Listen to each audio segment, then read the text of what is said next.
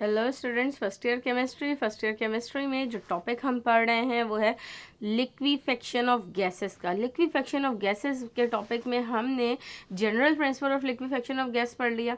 इसके बाद हमने जूल्स थॉमसन इफेक्ट भी पढ़ लिया। अब क्या रहता है, अब हमारे पास थर्ड चीज़ रहती है लिक्विफेक्शन ऑफ गैसेस के टॉपिक में, which is Linde's method of liquefaction of gas. Linde's का तरीकाकार जिसके ज़रिए उन्होंने लिक्विफेक्शन ऑफ गैस का प्रोसेस करके दिखाया। बेसिकली लिंड्स ने क्या किया था, लिक्विफेक्शन ऑफ एयर का प्रोसेस किया था और उसके लिए उन्होंने एपरेटस यूज़ किया था, जो कि आपके पास डायग्रामेटिक रिप्रेजेंटेशन आ रही है।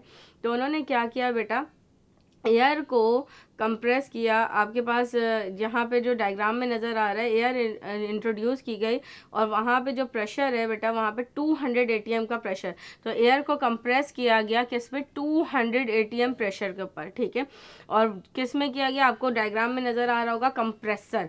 तो बेसिकली एयर इंट्रोड्यूस हुई, कंप्रेसर में गई और कंप्रेसर में एयर को कंप्रेस कर दिया कितने प्रेशर से, 200 ATM प्रेशर से। अब जब आपके पास कंप्रेशन का प्रोसेस हुआ तो वहाँ पे हीट ऑफ कंप्रेशन जनरेट हुई।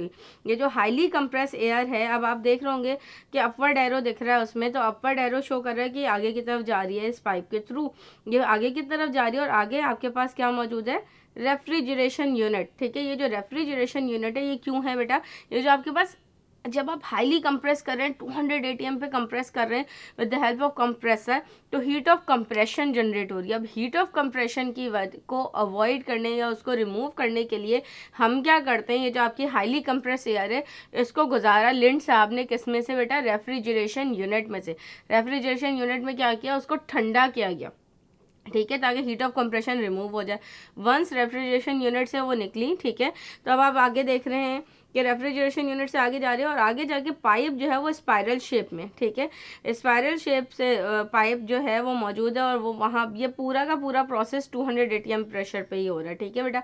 अब स्पाइरल पाइप से नीचे आ रही है, नीचे आके देख रहे हैं आपके पास क्या मौजूद है बेटा, नोजल मौजूद है, ठीक है, जेट नोजल। अब बेसिकली होगा क्या, अंदर है 200 ATM का प्रेशर, ठीक है। आपके पास जो है गैस 200 प्रेशर पे बिल्कुल सारे मॉलिक्यूल्स जो हैं आपस में अट्रैक्ट हुए हुए हैं, उनकी जो है अट्रैक्टिव फोर्सेस बहुत हाई हैं। अब हम क्या करेंगे, नोजल से आहिस्ता आहिस्ता गैस को एक्सपेंड करेंगे। अब जब गैस एक्सपेंड होगी, अंदर कितना प्रेशर था आपका, 200 ATM प्रेशर था।